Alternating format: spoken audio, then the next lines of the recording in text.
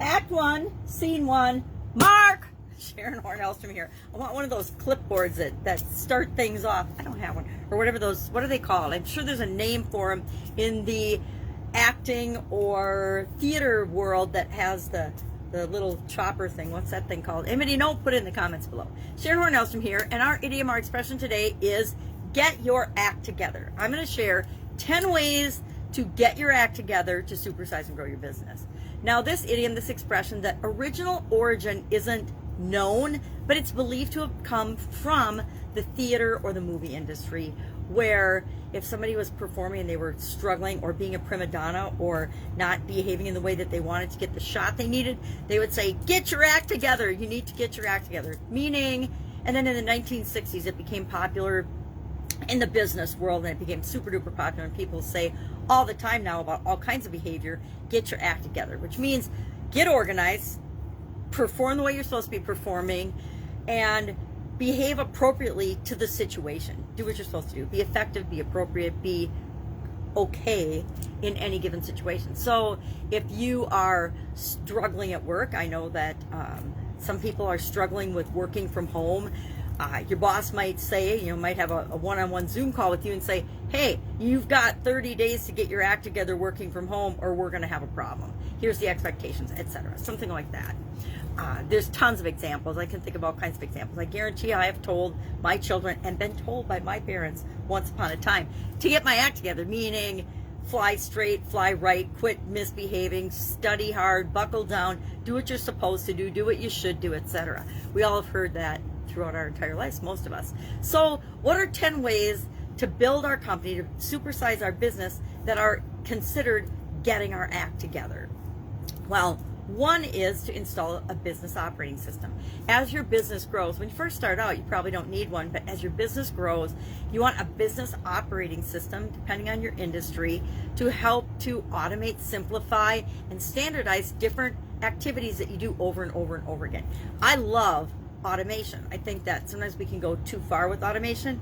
If you ever tried to call your cell phone company, or utilities have gotten better, but some of these companies have gotten so far removed from having human beings that they have automations and bots and automated response to your questions, answering machines and things. It's super duper frustrating to try to call and get customer service or help sometimes. So we don't want to go too far. We want to keep a human element to our business, depending on where we are in our business and what we offer. But a business operating system can help us to automate the things that should be automated, so the repetitive things, we're not taking our time and energy. Number 2, we need to establish what is success in our mind and for our organization. What does supersizing your business look like for you? Number 3, we want to articulate and activate our core values. Our businesses need to be built on the foundation of who we are, the core values, the things that are important to us and our ideal customers as well. So we all have things that are super important to us. Family, for example, might be your core value. So you're going to make different business decisions and business structural ideas and implement different things in order to help and make it possible for you to put your family first, and incidentally then let other people in your organization be able to put their families first too. That's just one example. Family is a core value. Love is a core value. All kinds of core values. Passion, excellence, all kinds of them. And we don't have time to talk about all the core values today. You can just Google it and you'll get a list of literally hundreds of them. 4th, we want to have a shared passion, a shared desire for our organization, but also for the people that we serve. So we want to identify who are our perfect clients. Who do we love working with, and how are we going to serve them? We want to have a passion and a desire to serve that group of people in order to create and supersize the business that we want. 5, we want to clarify accountability, roles, and responsibilities. A lot of the clients and the customers I work with these days, they find challenges in the area of human resources, primarily because as you grow and supersize, things change really rapidly, and if the roles and responsibilities and clear delineation of who does what isn't specified, people get confused. Have you ever worked for 2 bosses? I have. terrible, right? Because one boss has certain expectations, another boss has other expectations. I finally had to sit all three of us in one room and map out what each of their expectations were and what I would and would not or could not do for them, because it was so frustrating. They each had conflicting priorities for me, and that wasn't working. So make sure that you have clear roles and responsibilities. I always like to do responsible individuals. So when we're assigning tasks and things, we have an RI, or responsible individual, and it's on a piece of paper so everybody knows who it is. It's like having a phone chart with everybody's phone numbers on it. We have a responsibility list of different tasks and activities in our businesses, and you know exactly who to call. It's actually on our phone list, who to call when you need a certain thing. Number 6, get the right people in the right seats.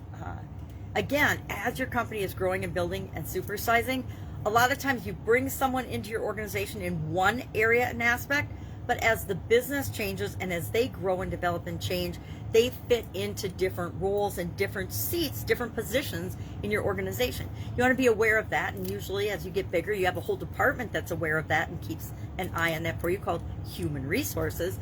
But that's just something to make sure that you take into consideration as you are getting your act together to grow and build and supersize your business. Know when you need to hire a position, know when you need to add a position, know when you need to let a position or an individual go because they're not right for your organization anymore due to core values, passion, roles and responsibilities, etc., or where you need to move them around. It's like a big giant puzzle, right? Building and supersizing our business is a giant puzzle, especially with resource handling, where you just move the pieces and the puzzles around to create what it is that you want. It's an ever-changing, flowing puzzle. I forget what number we're on. I think 7. Meet regularly to solve issues and solve problems. Now, I've been in organizations that do the weekly meeting and it's a complete and utter waste of time. I've been in other organizations where you hop in, here's the meeting, here's the agenda. It's totally productive and it moves the business ahead. So make sure that you're meeting regularly, but the meetings are covering the things that are important, and they're to solve problems and issues and to communicate and do all the good things that we wanted meetings to do, and not doing any of the bad things that we don't want meetings to do. And that good and bad is, of course, defined by you. 8, compartmentalize your issues, meaning it's a big job running a big business, right? And growing and supersizing a business, being the CEO of that. You have to compartmentalize the different problems, issues, and challenges that you're faced with every day and divvy them up and share responsibility for solving them with others on your team. I guess that's what I mean by that. Financial issues are solved, and sometimes you bring other parties in, but with the financial people in your organization. Marketing challenges are dealt with by marketing part of your business, etc. Practice financial transparency and make and manage to a scorecard. Key performance indicators.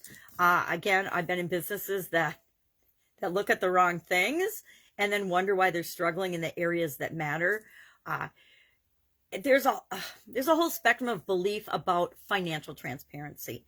It's up to you, of course, but again, I've worked in and with organizations that have complete financial transparency. Everybody knows what's going on, what the resources are, what things cost, what everybody else makes. Believe it or not, there are organizations where everybody knows what everybody else makes, and it's not a big taboo secret. But it depends on the culture of the organization, what works best. I would contend that open communication and honesty and integrity always works best. But then again, that's just my opinion. But the more transparent you are financially, the more generous and kind and giving you are with the people in your organization, the teammates and the people that you bring on board, I think the faster and easier you grow your business, because you gain loyalty and trust from the people that you count on most, because you're building the business together. Just my opinion. Have a scorecard, though. Have key performance indicators that you're looking at on a regular basis. Some things we look at every single day. Some things we only look at once a month. Some things we know that we just look at year over year because we're just looking for the long-term impact of them. But know what those things are for your business and for the function that you manage in your organization. And then finally, no, I got two more. Oh no, I guess I got one more. Find a community and nurture your spirit. Find a community of, I guess, this is a CEO one. Find a community, meaning a mastermind group, a group of people, a team of people, a board of directors or advisors, but that's different than a mastermind group. A community that helps you to continually improve and grow and get ideas in and outside of your industry, to make sure that you're always getting your act together, always thinking about the big picture of your business and what your next step is, where you're going, how you, and creative ways to get there. And you want to consistently apply all of these things by creating processes and procedures and systems so that it's not just a hodgepodge of how they're applied in your business. You have a plan for incorporating them into your business on a long-term basis. You can do it with daily habits. You can do it with routines. You can do it with processes, procedures, different systems, different automations, different softwares, but make sure that they're all being built into your business. So that's a very long way to say, get your act together with respect to growing and supersizing your business. I'd love to know your experience with this particular idiom and expression. Like I said, I guarantee I've been told to get my act together on numerous occasions, especially by my ex-husband. I used to hear that a lot. Get your act together. And my act was pretty together, I thought. Everybody's opinion's different. All right, have an awesome day. Any questions, comments, concerns about this idiom, hit me up. Otherwise, I will be with you tomorrow with another interesting idiom. What does it mean? Where does it come from? How might you use it in supersizing your business and maybe even in your life? Have an amazing day.